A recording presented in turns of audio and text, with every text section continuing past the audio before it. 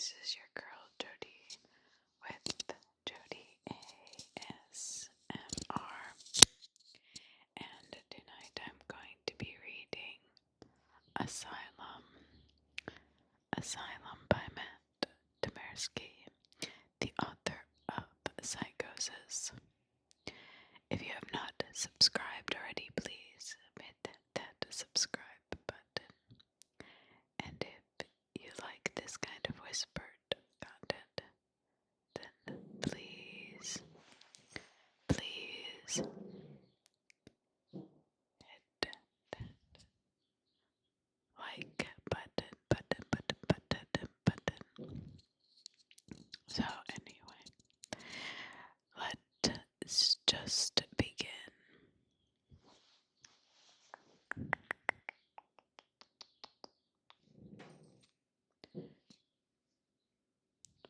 Let's begin.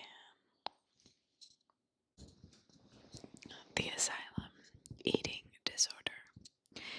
In the interest and anonymity, I will say, only that I work in healthcare, we seem to get more than our fair share of strange patients. One specifically has been on my mind lately. The girl in question, a recent admission, had a story so disturbing that it was enough to run through the inner department grapevine fairly often. Tired of hearing the same gossip repeated endlessly, I pulled and read her file, intending to debunk rumors. God, I wish I had not. The following is a cleaned-up version of her personal written account.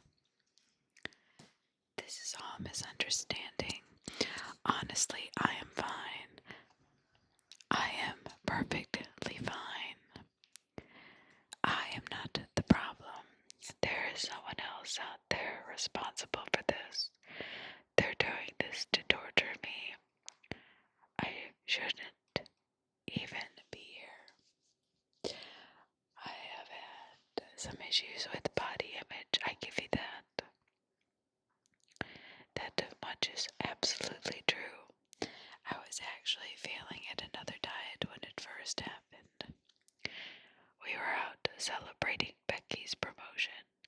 The 1, 2, 3, 4, 5 of us were at dinner. It was a really nice restaurant, however, I cannot remember which restaurant. And my diet willpower was running on empty. We'd all had a glass or two of wine by the time my salad came. I'd resolved to eat only half of it, and only that much so as not to cause a scene on Becky's night. The girls pester me whenever I refused to eat. Still, I couldn't help but think it was no coincidence that the skinniest out of the 5 of us was the first to get promoted. We'd all graduated more than a year ago, and the real world was like a slap in the face. None of us are really where we wanted to be. Of course, except Becky. Bitch. Hunger filled me with constant pain, and hating myself stressed me out. I hated myself every day, so when the waiter put cheese on my salad, I didn't stop him. Nope. I wanted to throw the salad away, to refuse to eat it. But I was so hungry. And then 2 bites in, angry but putting on a pretty happy face for the girls, I found a long black hair wrapped around pieces of lettuce and salad dressing. It immediately disgusted me. I'd almost eaten it without realizing.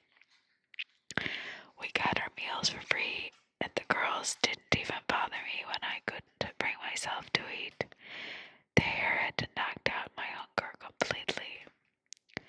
I was on cloud 9 for the next day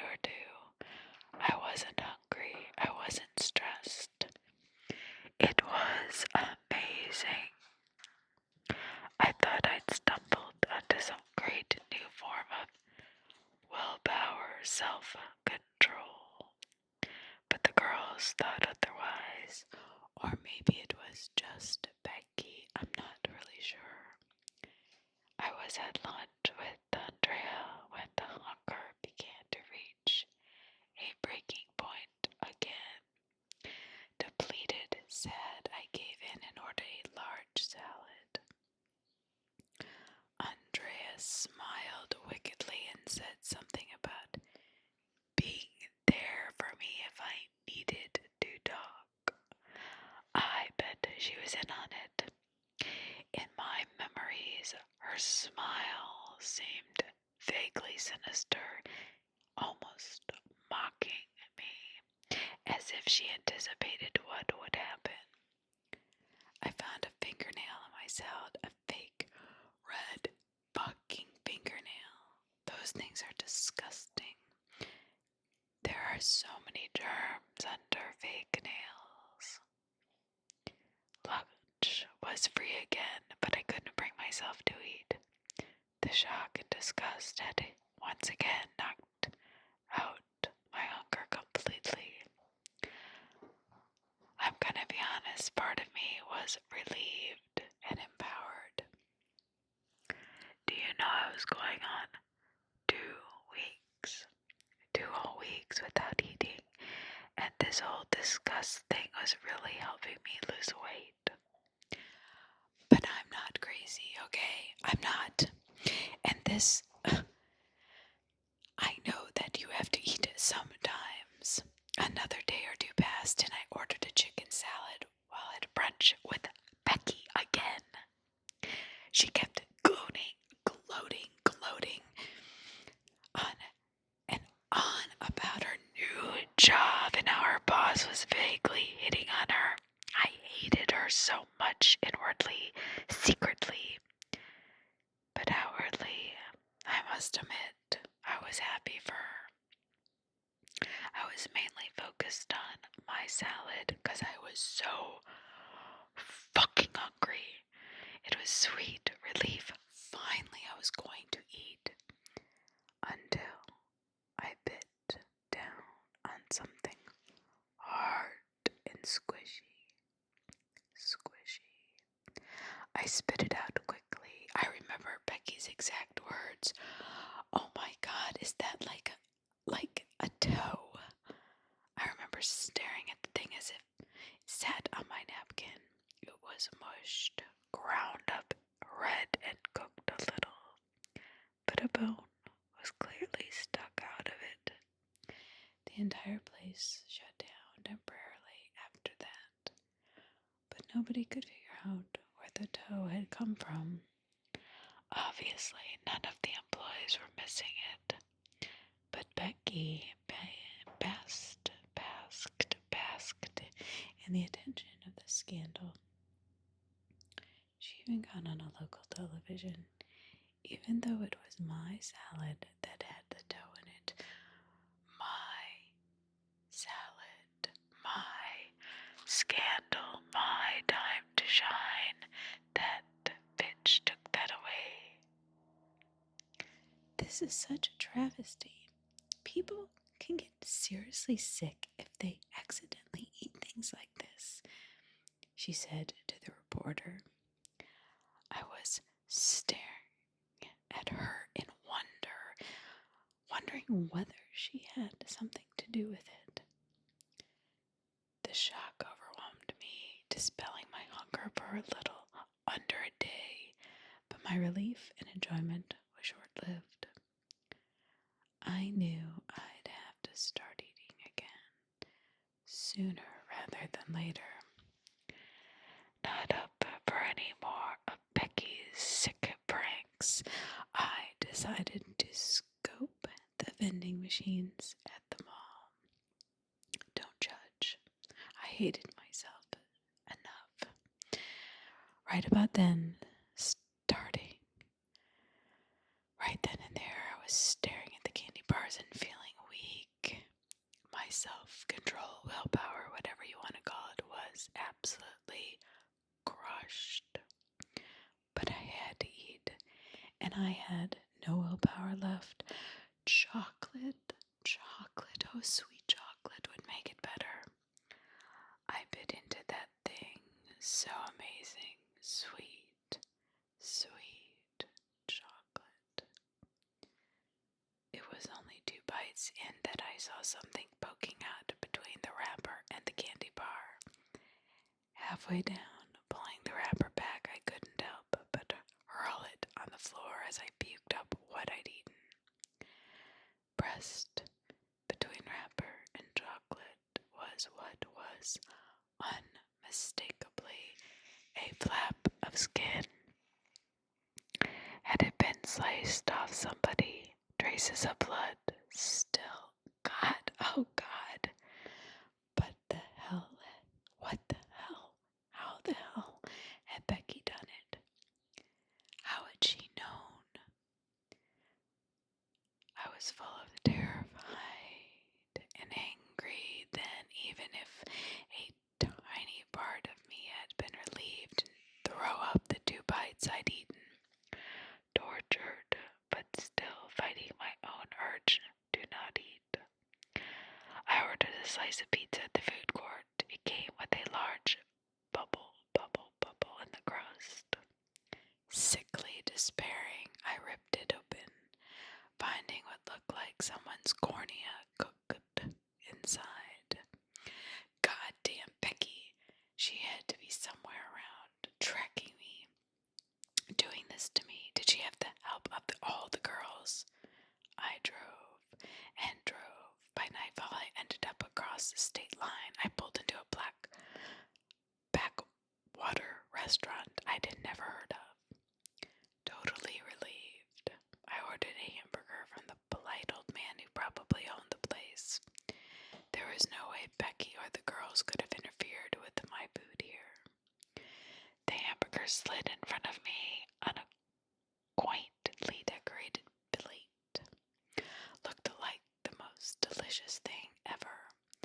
I still considered not eating, still considered continuing my diet. And I hated myself for giving in, but I didn't want to die. People have to eat. I paused before biting in. Sliding the bun back, I investigated the contents. Everything seemed normal until I lifted the ripe, juicy, red tomato from the lettuce. I couldn't tell what it was at first. A pinkish, grayish blob, a bump in the lettuce.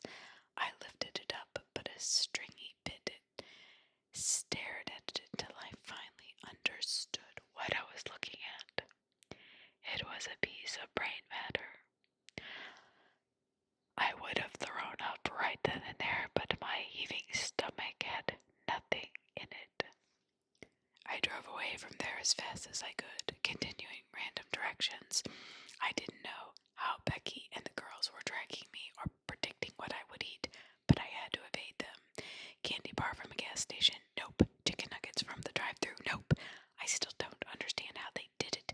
I even begged a young kid to make me a sub from start to finish, watching the entire process myself. Making sure nothing was in it, he handed it to me. I opened it up and... oh God. I still remember his expression of confusion and horror as I screamed. But a strange calm came after that. 3 weeks without eating. 4. I knew I would die if I didn't eat. Had this strange thought. I had this idea of a place they couldn't predict, couldn't make disgusting and inedible. I found it. I did.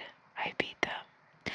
I found the most delicious salad, and I ate it desperately, gorging myself, knowing I was finally saved. But I'll be honest, that wasn't what I expected to find the first time I did. But it all makes sense now. When I cracked his skull open with that pipe, I almost couldn't believe it. He fell, and chicken salad splattered across the pavement. Supple green lettuce, stringy strips of chewy chicken, and that dressing. Oh, that dressing was to die for.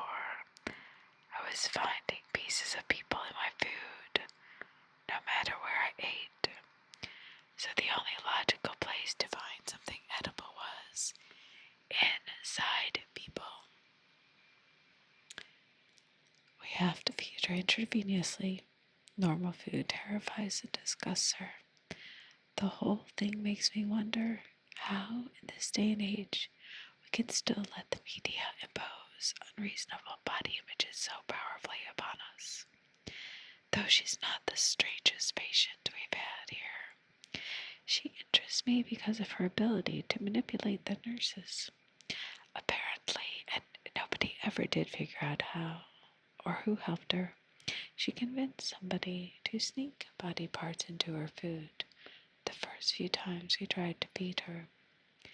At least that's the only explanation of those incidents that make sense.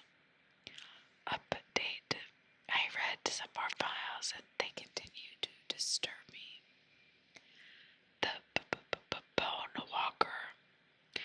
After delving into one of the patient's accounts, I've become more aware of the bizarre array of afflictions we contain here. I'll be honest, I really never thought of patients as people before. Crazy is a label that immediately dehumanizes someone, cutting them off from any sympathy or understanding. There's one girl, for instance, who refuses to talk to anyone unless she's allowed to feel their temples for nerve fibers first. Whatever the hell that means. Other than that, and some mild paranoia, she seems completely aware and normal. But before, it was easy to write her off as just another crazy patient. I wonder what she's thinking. She refused to give any explanation for her behavior. The more I read their accounts, the more I realize that these are real people, afflicted by tortures beyond mundane imagination. Last night reading, while on break, one man's words caught my attention. I know him. He consistently depressed, resigned, and drained, but now I think that underneath all that, he may be like any of us. He's just pained by this thing that grips him. Fine, I'll tell you, just no more shocks. You promised no more shocks if I tell you. It doesn't make a difference anyway. I know how it started. It's obvious now, when I think back. I was on the street, walking with friends. We were drinking and heading to the next bar when some weird, disgusting guy with desperate eyes bumped into me. He smelled like sweat and something else, but he spilled something on me. It got on my hand, on my fingernails specifically. It was blood. He spilled blood on me. He froze. He seemed horrified and sad. I'm sorry, he said, believing him. I did, but I didn't know what he was sorry for. As he ran away, disgusted, I cleaned it off and tried to forget about it. Nothing happened for a while. Oh God, I remember every detail of that night, lying by myself in my crappy little apartment. Oh, how I miss it. A palace compared to your care. I woke up just before it happened. I gazed at my dark ceiling, feeling quite strange. And then I was curled up in pain, too shocked to even scream. I remember staring at it, not yet understanding how screwed I was. This long, bloody blade thing was sticking out of my shin. Where did it come from?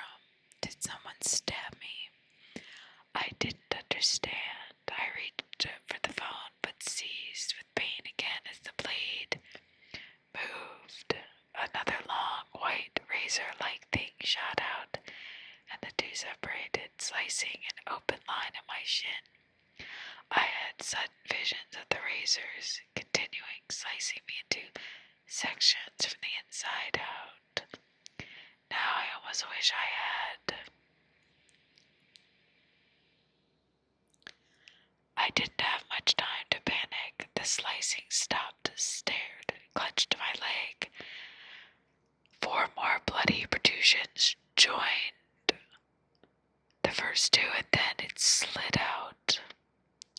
Shaking, numb from shock and panic, I felt a small relief that I wasn't about to be carved up, and then that consolation vanished as I realized something living had just crawled out of my shin bone. Dripping with blood, it scanned the room with 6 pearly eyes, seemingly carved from bone. It stood on 6 razor-sharp like legs. The blades that had eviscerated my skin, shin, and bone were about 2 feet high, much like a spider. Unexpected, its head had no mouth. How did it speak? Unexpected, I asked, numb and terrified. Who are you? Trembling and on the verge of tears, I just wanted it to go away.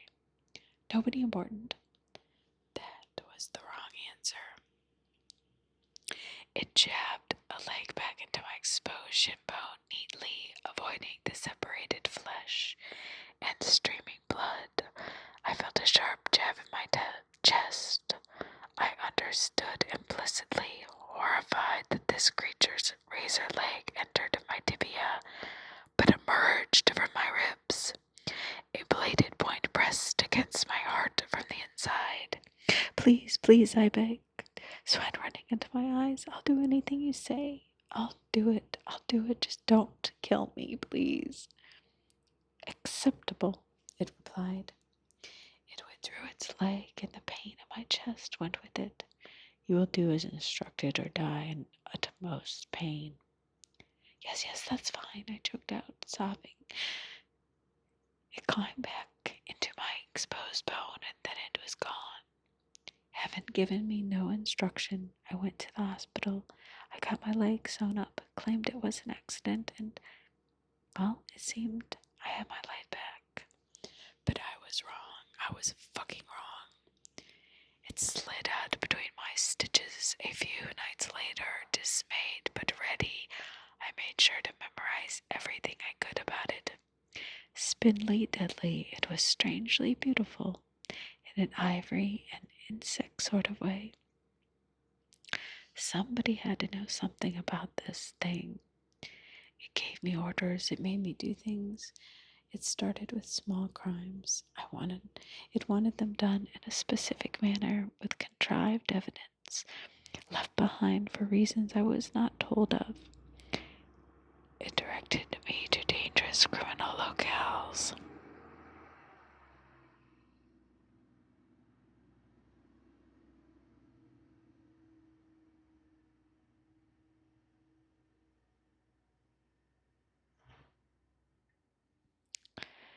But I didn't care about the people. No, that was the least of my concerns. One of its other slaves gave me a long animal bone treated with that special blood, and it often made me bring this bone to shady locations. It would emerge from that bone and converse with someone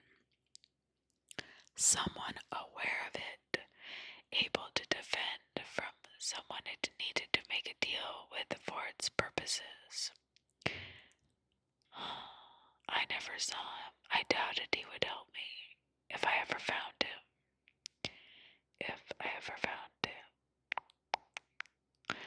I gave up hope after many failed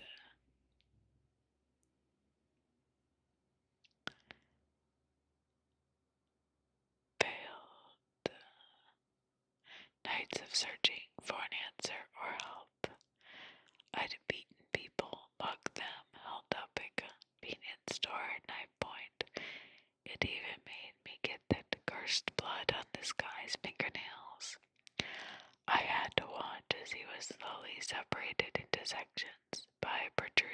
razor legs, his hand failing as it fell to the floor, his leg popping off at the knee by a rotating slice. Screaming, begging, pleading, it tortured him to death for information I didn't understand, and it made me pick up his pieces and dispose of them. Oh God. Whenever I wasn't on assignment,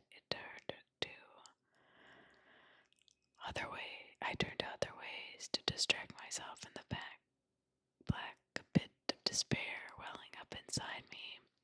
My brother found me on the street after a few months of this.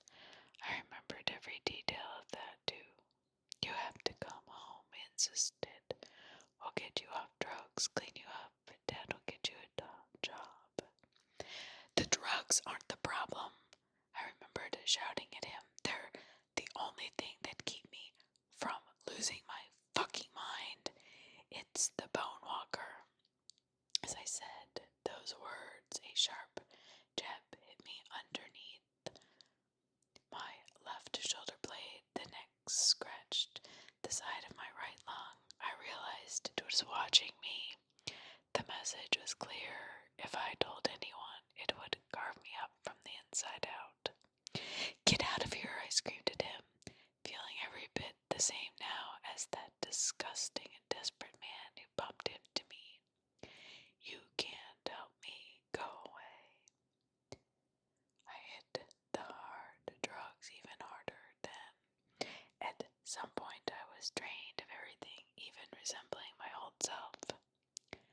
I decided I need to do something.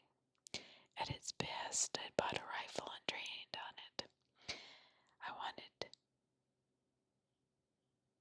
to prove that I could outsmart this thing. It wanted me to kill somebody important, but when it came with the name and plan, I would refuse. I wonder how it would do it. Would it stab inward from my skull, killing me instantly? Or would it slice out from each of my bones, carving me up slowly like that poor man? I stared at the gun, wondering if it would go after my family if I refused. Did I really have a choice? Could I sacrifice my brother too? And my parents? I had made the bone walker think it wasn't my fault. I called and left an anonymous tip. I sat there filled with relief and calm. I sat in custody, ostensibly caught by the police when the bone walker came. It would have no reason to punish my family. It would just kill me, and that would be that.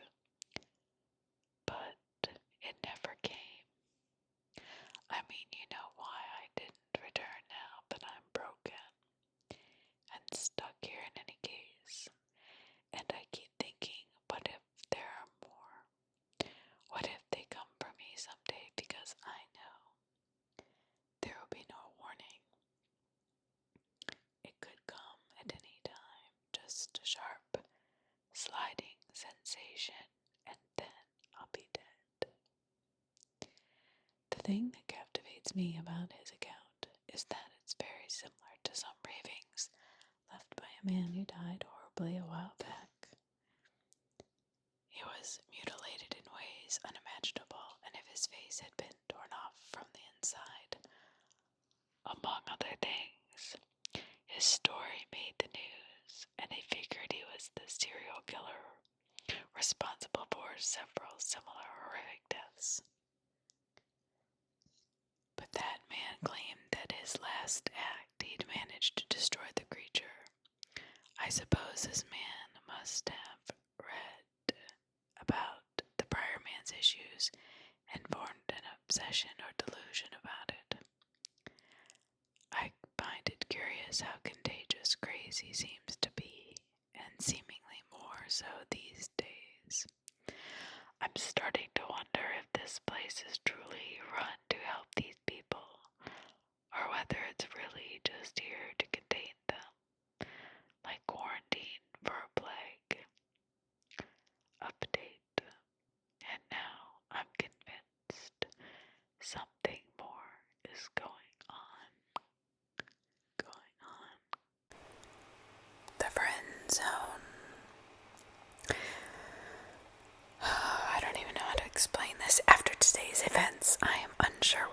should continue my investigation. I resolved to speak personally to the patients rather than just read the files. Makes sense, right? I had the notion that if there was some agency working against me, possibly involving the COM or chief of medicine, I should find patients without written or oral accounts, right? Only those furthest gone have refused to give statements. But I will be the only one to know their stories, and that will put me one step ahead. So I decided to start with the most heartbreaking patient we have. For several months, he has been unresponsive to any attempts to help him.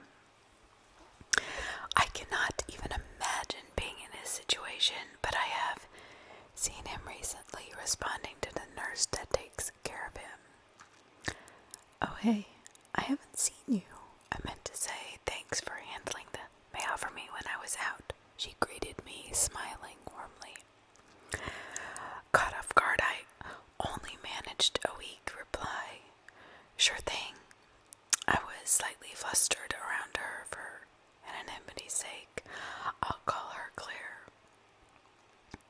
She was one of the prettiest nurses on staff, and I could see how our most unfortunate patient might open up to her. You know, this might sound weird, but I have a favor to ask you. The skepticism now gleamed in her eyes. She was a little wary, but she relented. She was also quite successful. She and Mabel, a much older career nurse, both set up the room for the recording session. It's not that the patient was dangerous. In fact, he is quite the opposite. But this special condition merited extra observers just in case. Claire even brought us coffee and handed a cup to me personally. It's nice that you are taking a personal interest. The other doctors couldn't care less. I gave a sheepish smile and turned slightly red. I'm sure of it. Thanks, I said. I immediately grimaced at my reaction, completely humiliated by the lack of enthusiasm or just sheer childishness of my response. The coffee mug paused before my lips, and I looked down at the swirling cream and brown, recalling certain unpleasant connotations from another patient's story. Overcome with a slight wave of nausea and disgust, I put the mug down, unable to drink it. I shook it off and focused on the task at hand. He lay in bed, unmoving, giving no indication that he was aware of me. Whenever you're ready, I said hesitantly. Mabel stood by the recorder. Go ahead, honey, Claire told him. He immediately began speaking. It amazed me he wasn't catatonic at all. His voice came out of clear and articulate with a strange undertone of grim mockery, as if he knew some vast, dark, sinister inside joke which he'd been keeping all to himself. You want to know my tale? I'm not quite sure that you do, son. It's far closer to you than you realize. Okay, I'll do it. But remember, you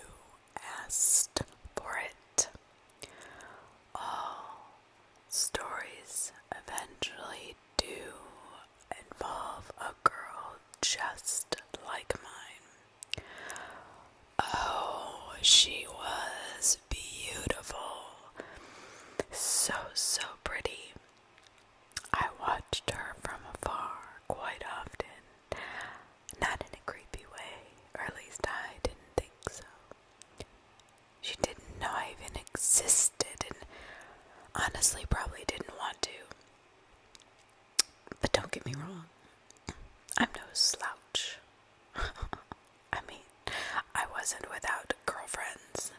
Let me just tell you that. It just seems that I always wanted the ones I could not have.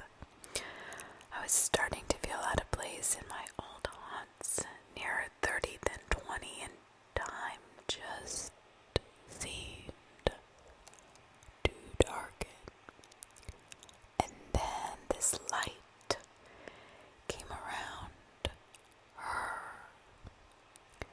I wasn't obsessed. I want to make this very clear. I just thought she was pretty. I didn't actually think I had a chance, and I didn't try to make a move. I'm glad things happened the way they did, though. One night I was sitting at my regular bar alone at another table. All the other tables were taken. She and her friends came in. Three girls in total, and sat right down at my table. Like a deer in headlights, I stumbled through the introductions to each of them. I've seen you around, staring at me, she said, laughing. You a creep or just a misunderstood guy? She was speaking to me. I'm a nice guy, I insisted. You girls want around, I'll buy. And of course, they accepted. One of her friends seemed rather interested in me, but I only had eyes for her. The friend invited me to a party with them later and tagged along, high on excitement and possibility. Once at the party, I dodged the amorous friend and found her chatting up some guy. No matter, he was just some asshole, and I knew I would win out in the end. Even if he took her home that night while I stumbled through small talk, I became acutely aware that I was quite the third wheel in the little corner of the room. Oh, be a dear and go get me a drink, she said, laughing awkwardly. Sure thing, I immediately agreed. I stumbled through the crowded rooms to the keg and filled up a cup like she asked me to, returning it to her quickly.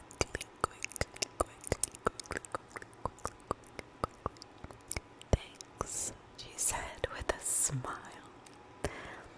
I felt rather stupid for a while. I was just a guy blundering around, looking, almost begging for affection in all the wrong ways. Until the party ended, and she ended up by herself on the couch. I listened to her complain about assholes and creeps for nearly 2 fucking hours. That guy she'd been talking to had left her high and dry, running off with some skink. I nodded gleefully at how right I'd been, and here she was, confiding in me. That's when she said it. You're a nice guy, right? Do you want to hang out tomorrow? I was stunned. It was all I could do to say yes. So I met her at the mall, and we spent the day together as she tried on clothes and showed them to me. I even bought her a few, saying yes, dear, jokingly, but she just smiled and didn't correct me. I was high on cloud 9. We spent almost every day together after that, and I have to admit, sometimes it got painful. I wanted her so badly, but she never seemed emotionally available for real intimacy. Asshole guys came and went, and I managed to secretly sabotage most of them.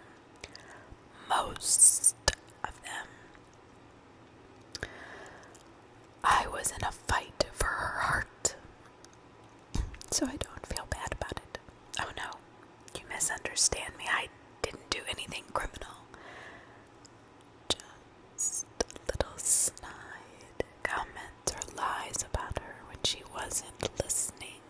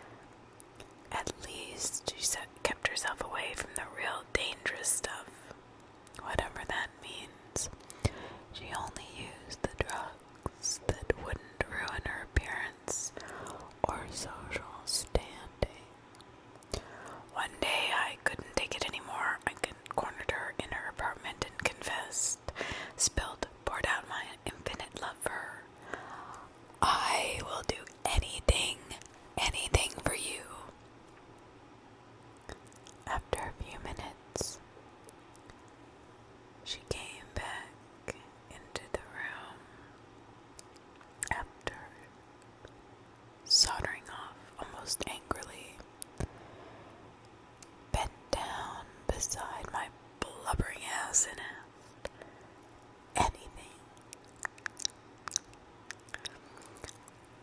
All I had to do was prove it, she said, and she might learn to love me back.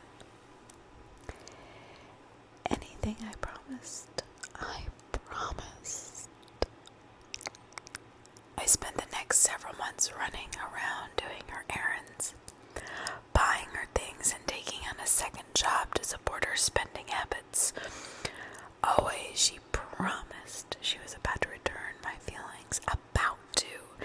Meanwhile, she got into some sort of graduate school, something she was always vague about. I gladly paid as much of it as I could. As time went on, she seemed to get worse, growing darker and angrier. As time went on, often I found her stoked out.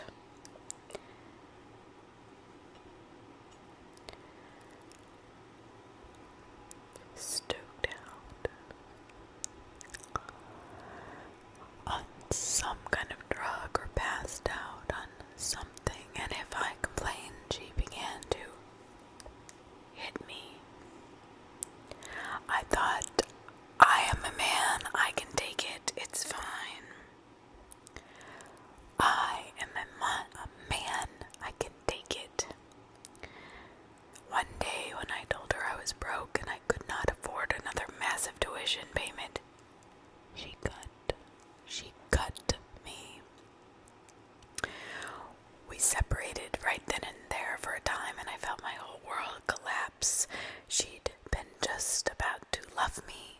She had shouted in anger. We were so close, and I had to go and ruin it all. I went to her with roses and a check. I'd taken out a huge loan to pay for her school. She took me back with open arms and even kissed me on the lips for the first time.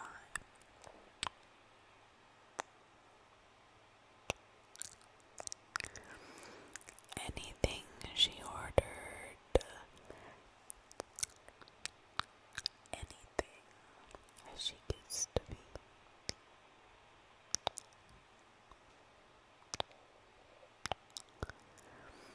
I agreed to do anything for her.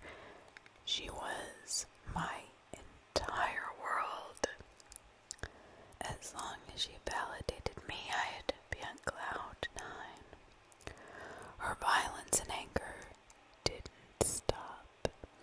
In fact, she began to enjoy it. I could tell. She had a scalpel now, and often cut me with it. The shoulder, the leg, just a little bit, but more and more each time. If I cried out in pain or refused, she'd threaten to dump me. So I let her do it, and oddly enough, I began to enjoy it a little myself. After each act of increased violence, we got a little bit more close. A little closer. But we hadn't made love yet. We made out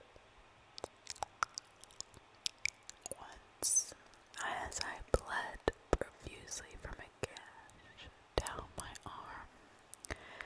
We were so close. She had an idea she said she'd been thinking about for quite some time. I know you think this is insane, but I wanted it. I wanted her so badly. The trade-off was worth it. What would you do for love? It was all finally working out. I let her do it. And finally we made love. And finally I was inside of her. Everything finally seemed worth it. All the heartbreak and pain, weaseling and sabotaging asshole guys, was all worth it. Just to be inside of her. I adjusted to life without my left hand fairly well too. It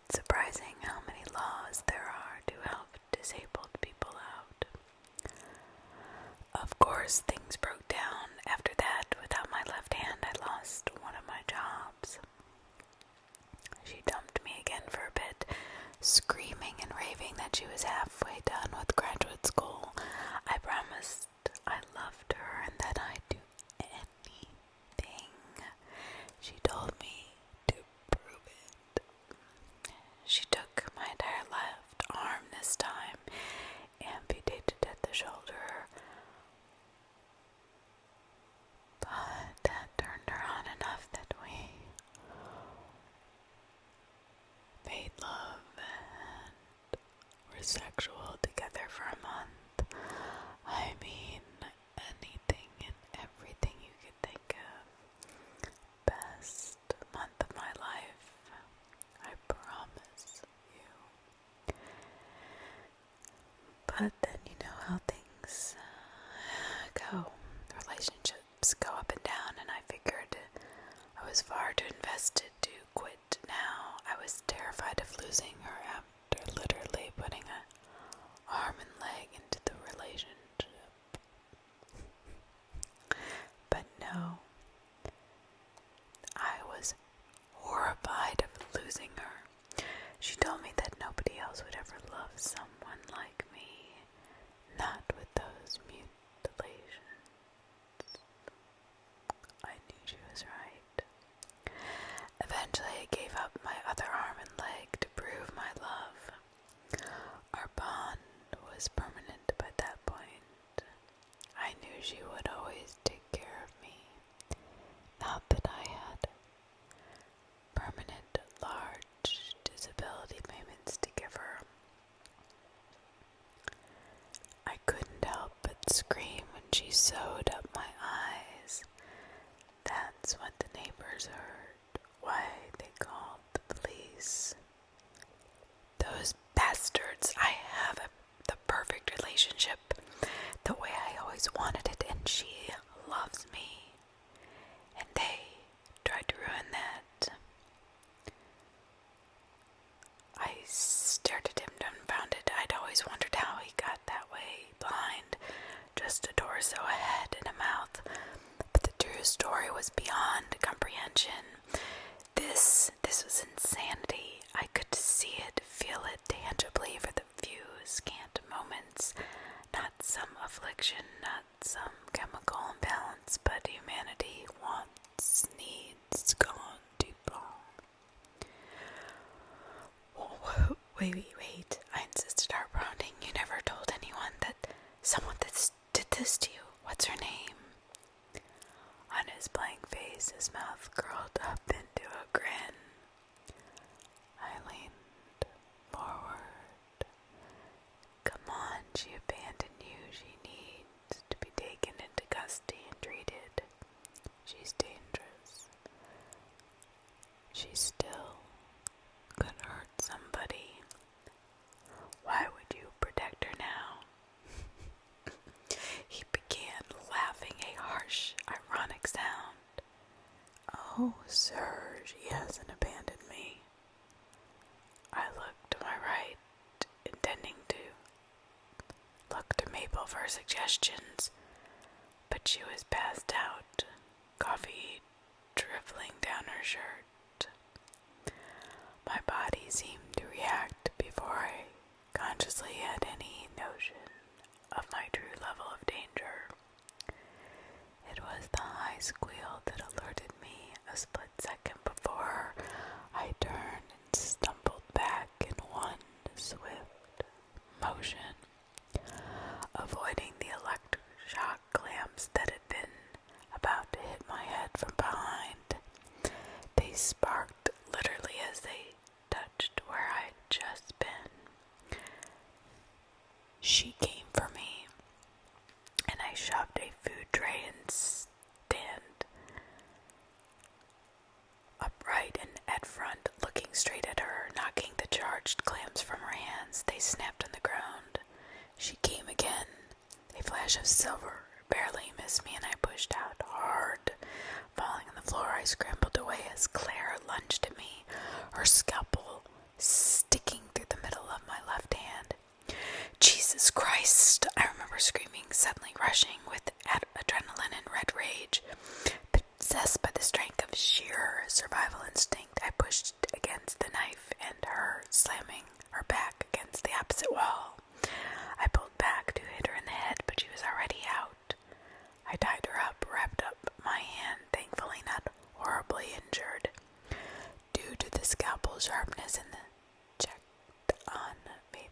she was alive but drugged. The room was in chaos, littered with the blood and medical instruments. Lying in the bed, limbless, blind, he kept crying, asking for his Claire. I'll admit my lip quivered, I shook, and I couldn't help but let some tears slide. Overwhelmed, I did not know what else to think to do. She tried to kill me, and I couldn't even imagine what she would have done to Maple, and if she managed to drug us both and tie us up. The coffee, she drugged the coffee, and I'd only avoided it because of that girl's story. The next hour was a blur. I ended up in the chief of medicine's office filled with righteous anger. I want to know what's going on here, I demanded. How in the hell did we miss this? How did Claire serve on his staff so long without anybody realizing? Even I. What? The chief asked, turning his head slightly. Even you what? I'm going to call the police, I responded, changing the topic. He raised his lips in a subtle smile and swept a hand over the phone. Oh, please, my friend, go ahead. I reached for the phone. You're not going to call the police, he continued, and how do I know that? He waited. How? I asked. He continued immediately, almost interrupting my single word, because you yourself have been engaging in obsessive behavior exactly the same as any of your patients. You stay up all night reading files.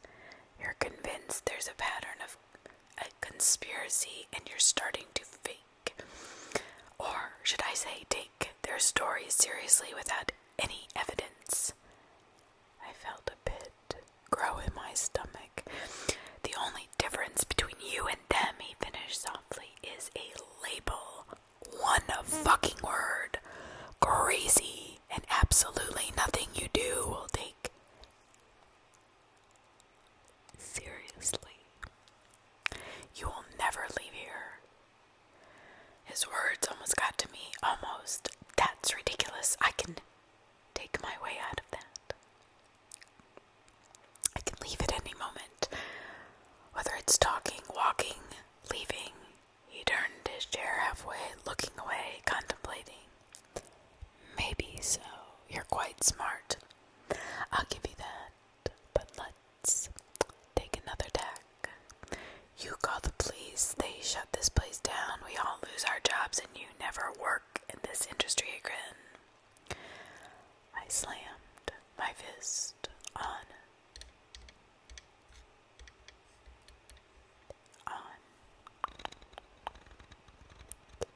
the table. I don't care about that. He sighed and then resumed smiling. I believe you.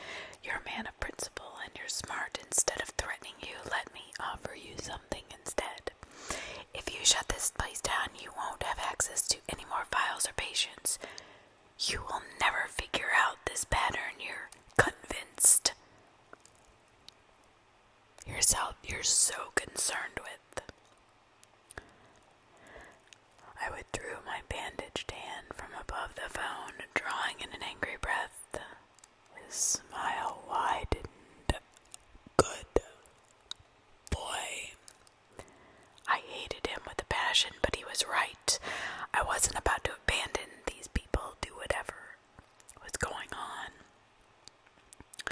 Sometimes later I stood outside Claire's solitary confinement, gazing in the window. I felt surreal seeing one of our staff now in a straitjacket herself. She begged and pleaded from the other side of the glass, promising that she would love me if I just let her out. She'd see me looking, and knew I was interested. It's a strange thing, insanity, my mentor said. Older than me, but not as old as the chief of medicine. I was his direct report, and he'd become someone I could rely on. What is going on here? I demanded. Is there anything you've seen, noticed, suspected? I'm at the end of my rope here. He kept his gaze on the window into the cell. I've always liked you, so I will give you some advice. I hope you take it to heart. He turned and looked at me. The world has nearly 8 billion people in it now. On the sheer math of the thing, the math of outliers, the number of the afflicted is bound to increase. They're each inventing new and more horrible ways to lose their minds as they each become outliers further and further into the black. He began walking and I followed beside him. But meanwhile, as resources grow, more scarce, he continued, pausing between the grow and the scarce, the amount of money society is willing to dedicate to take care of the sick shrinks. The number of sick increase, the money to take care of them decreases. Do you understand? Do you see the fucking problem? I narrowed my eyes, not entirely certain, but I let him continue speaking. Fury was enraged in my belly. Now, if I were a shrewd person in charge, well, let's put it this way. Some patients are dangerous or non-functional. Some based purely on the math of random distribution. Again, some patients' delusions are carefully stable and balanced, so much that they are harmless, or one could even say helpful. I would put these patients in charge of the others. Do you understand what I am saying? There was a long, odd, eerie, confused pause. My sense of unease grew pronounced. My mentor rarely spoke so darkly, so sinisterly, so vaguely. What are you saying? Are you saying the chief knew that clear? Yelled a band. I'm not saying anything. He moved away quickly, leaving me standing there. He paused about 10 feet away, but did not turn around. And it is quite possible, he added, just on probability, I remind you that some patients could develop delusions. Random molecules could form in such a way as to be contagious. I asked, thinking of a virus carefully shaped and constructed by randomness to be infectious and deadly. Just conjecture, he said. Just probability. More patience, less care, worse and worse issues, my friend. I'm just saying, be careful in how you regard the patient's stories. There is no defense against an idea. Remember that. I stared after him as he continued to the rest of his duties, more confused than before, but absolutely certain that something very bad was going on. Like a body left to rot and fester with untold viruses, this hospital was. What? Contaminated? Or an incubator? Either way, it was time to reconsider just how far I wanted to take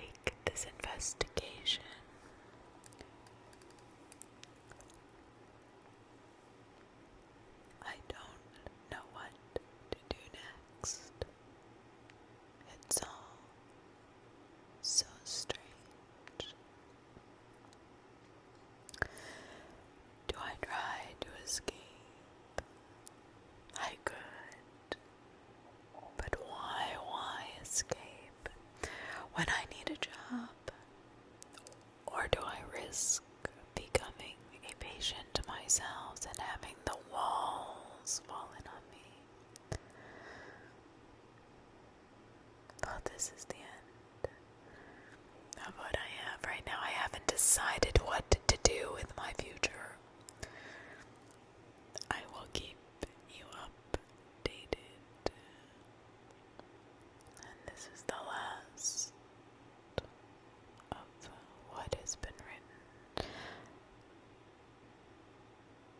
To be continued. To be continued.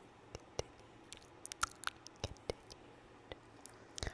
I hope you've enjoyed this Asylum reading, and I hope you do join me for the final days of our friend